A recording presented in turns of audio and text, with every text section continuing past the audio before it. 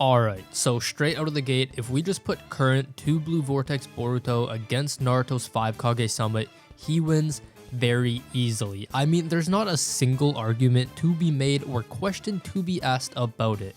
It is very obvious. So, instead, what we will do is this little thing called equal stats, which basically means the huge advantage of Boruto's speed, durability, strength, and chakra potency will all be equalized amongst the others, so it's really just a question of arsenal and if his immense toolkit can carry him throughout the summit against the 5 bosses. To make that clear and set the groundwork for how this video will work, we'll be looking at how Boruto matches up against the Raikage, Gaara, Mei, Onoki, and Danzo without the apparent stat advantage, so no Boruto blitzes them all type arguments, and just straight up how all of these people's jutsus and techniques interact with the young lord. I'll also be removing the guards and samurai here because, let's be honest, no one really cares about C, Darui, Fu, and Tarune and whatnot, and like usual in all of my videos, I'll be using the manga and maybe data books if required for all of my scaling, so no anime only stuff, but the anime is pretty consistent during the 5 Kage Summit, so that shouldn't really be too much of an issue. Let's get into it. Without the need of actually giving the scaling because it's equal stats, I'll just go over what Boruto has here in the beginning and then talk about how that interacts with the others and go more in depth about all of their abilities when the time comes. So we will be using current Boruto of course, and since he can't use the karma as shown in chapter 9 and then later explained in chapter 15, we won't be granting him any of those abilities, so no ninjutsu absorption or karma sealing, any of that. He will have his Rasengan, water style jutsus, purple lightning attacks, the vanishing Rasengan, wind release. He will be able to fly of course, and the most important in this video, Rasengan Uzuhiko and flying Raijin. You'll see why I say these two are the most important later on. Getting into the actual 5 Kage Summit now, we have Boruto versus the 4th Raikage A, whose arsenal is very straightforward. Most of the Kages are, but he has his lightning cloak, both V1 and V2, he has his lariat and his other physical attacks like the guillotine drop, and that's really it, making him kind of a punch kick merchant and a very close quarters fighter, which is the worst case scenario for him because of Boruto's little jutsu called Rasengan Uzuhiko.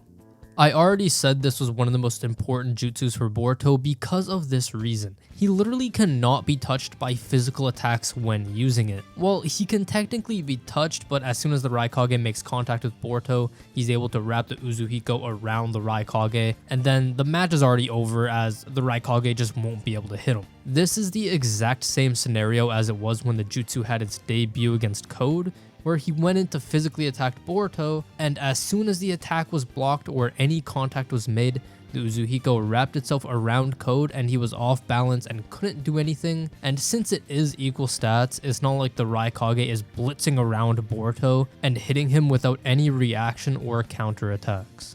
Since I know this will be brought up, yes, the Uzuhiko will affect the Raikage through the lightning cloak. Without getting into some long explanation of the jutsu, it basically uses the planet's energy alongside the rotation of the planet to create a basically infinite internal attack that disorients and straight up blows apart his opponent. So it's less of can this attack pierce the lightning cloak, and more of once it wraps around any part of the Raikage, he won't be able to even stand because of the rotation. I would mention the fact Boruto could just fly and rain down lightning release jutsus or wind style jutsus against the Raikage, but it is in a building, so that won't really matter unless the roof comes off. So if you think that the whole building just blows up and Boruto flies above, then yeah, it's just gonna be like shooting fish in a barrel. Next up is Gaara, who in equal stats should be tough with all of his sand attacks, and in my opinion, this is one of the more difficult opponents for Boruto, I won't lie. he's got a really great long to mid-range attacks with the sand that I'm not sure Boruto could counter. I mean, I'm sitting here thinking, and without a massive speed advantage, the only thing I can see Boruto actually doing against Gaara is hitting him with vanishing Rasengans, because if Gaara can't see them, then he can't direct the sand to block the attacks, and Gaara's sand is faster than himself, so there's no Boruto actually getting to Gaara to inflict damage on him or hit him with a Rasengan. Then for Gaara's case, if he tries to seal Boruto, he can just teleport away with Flying Raijin. And then there's the issue of how does Gaara's sand interact with Uzuhiko? If Uzuhiko is using the planet's energy and that's the wind that's swirling around him in the manga, then can Gaara's sand even get to Boruto? What happens if Gaara uses the same sandball shield he did against Deidara and Sasuke because he couldn't counter vanishing Rasengans, and Boruto teleports him away using Flying Raijin? As you can tell, there's so many weird interactions with this matchup because of the equal stats, but since Boruto has the more diverse arsenal, and in my opinion, more likely ways to actually get to Gaara and past his sand with the water release jutsus, which he does have according to the data books, and wind style and lightning release, there could very well be ways he catches Gaara. So I would give this fight in favor to Boruto, but it's not one that has any concrete win con or clear victor like it was in the Raikage's case. Next up here is the conference room where he'd be against Onoki and Mei, and since I took out the guards from the equation because they're lame and I don't find it enjoyable to talk about them, I don't think it's fair to isolate the fight between Mei like what actually happened in the canon timeline. So this is going to be the first 1v2 fight of the video, and although it's a numbers disadvantage for Boruto, he actually does have the advantage in the fight because of Mei and Onoki's fighting style. Mei's acid mist is a non-factor here since if she does use it, it's going to melt Onoki as well. So without that jutsu from Mei, she is actually useless and would easily be dealt with by a Rasengan, or even a Gale Palm would probably even do the trick. While Onoki's best attack of particle style, he would have to be careful while using it to not hit Mei, and let's say he does get Boruto trapped with it, there is the case of him using Flying Raijin to escape, and yes, I know he said he's not as good as Minato while using it. That doesn't mean he's bad at it either, as Minato was the best user of Flying Raijin in the series. So yes, it might take him a bit longer to use than Minato, and according to the data books, he teleports using pins and his weapons. Instead of being able to slap seals anywhere he wants, he should still be able to escape before he gets turned into dust. Which ends with Onoki having the same fate as Mei of getting demolished by any jutsu Boruto has. They are not surviving a Rasengan. Finally on to Danzo, who is a very interesting matchup because of the Izanagi allowing him to basically be immortal and die like a dozen times. And in equal stats, it's very OP, and I will actually be taking away his Kodo Matsukami. He was saving for Obito, because unless you want me to say that Danzo uses Kodo and GG, that's it, game over. The only way to actually talk about this fight would be to limit that ability, but I guess you might actually be able to make the case of if Danzo gets Boruto with Kodo, it might wake up Momoshiki, who would snap him out of it.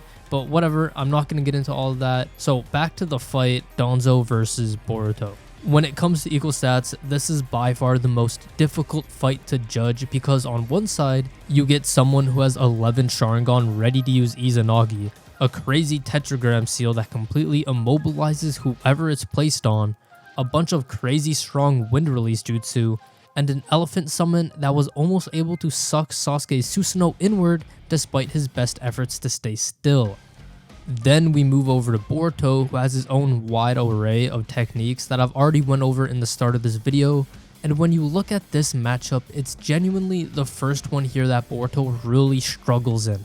A lot of what Danzo uses counters a lot of what Boruto has, but depending on how the fight actually plays out, this can really go either way, and I'll give some examples on why that is. Starting with Danzo, if he touches Boruto at all with his hand, he places the tetragram seal and that's it, it's over. Sasuke broke out of it because he got even stronger due to the hate from the taunting of Itachi, and Boruto obviously won't have that luxury, so that's one. If Boruto flies up, Danzo's elephant can suck him downwards, and since it was powerful enough to move a fully armored Susanoo, Boruto's body isn't going to be able to just stay still in the sky. it will be caught in the vacuum, which also helps to suck in Boruto's weapons like shuriken and kunai that have the flying raijin mark on them, so that just gets rid of one of Boruto's greatest aspects of teleporting everywhere. All of Danzo's wind style jutsus cover from short to long range, so there isn't even a way that Boruto can just be running to play a range advantage. And then when Boruto kills Danzo,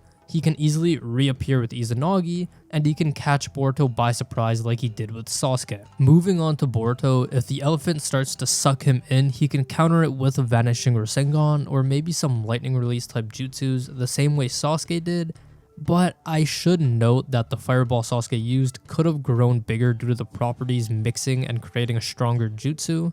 With Flying Raijin, he can essentially do something along the lines of what Minato did against Obito, like throwing the kunai at or around Danzo, then teleporting to that. But the thing with all of that is, Danzo will be able to adapt to it and start creating counters to what Boruto has, because let me remind you again, it is equal stats. So yes, while Boruto is smart, he doesn't have any speed advantage or anything like that to create constant openings that Danzo can't physically react to. And trust me, I don't like Danzo. He's a character that's meant to be hated, but let's not act like the dude isn't smart or tactical. Saying he isn't is kind of disingenuous. So claiming Boruto can just rinse and repeat the same tactic to kill him for 10 minutes straight or the length of 10 Sharingan Izanagis, it is not believable to me. Danzo has a lot of jutsus that can counter things from Boruto, and while I do think Boruto would be able to take a few lives off of Danzo, all that does is give him multiple opportunities to surprise attack Boruto with the tetragram seal, and then that's kind of it. There's no way out from there. Is there a chance Boruto overall wins this fight? Yes, but in my opinion, despite how weird this sounds, Danzo beats Boruto more times than not. Hey, thank you all for watching. Let me know what you thought down in the comment section. I'm interested in hearing your guys' opinion on all of these matchups. I know the equal stats aspect can be a bit interesting, so there's probably a wide array of different takes to be heard. And yeah, subscribe if you want to see more content, drop a like, and usual, have a good day.